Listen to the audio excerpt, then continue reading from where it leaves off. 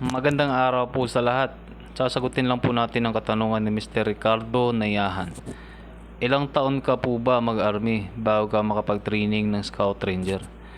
Para po sa kaalaman ng lahat, ang sagot po dito ay as early as na-enlist po kayo o nakapasok po kayo sa serbisyo sa Army, Navy, Air Force, Marines o kaya sa PNP ay pwede na po kayong makapag-undergo ng Scout Ranger kahit po isang taon pa lang kayo sa serbisyo. Ito po ay nakadepende sa inyong company commander o kaya ng inyong batalyon commander. Pag nagpaalam po kayo at pinayagan po kayo, yun po, pwede na po kayong makapag-undergo ng Scout Ranger course. Maiba naman po sa Special Operations Command, lalong-lalo na sa unit ng 1st Scout Ranger Regiment. Kapag doon po kayo na-enlist, ay nakaprogram po sila doon kung kailan sila makapag-training ng Scout Ranger.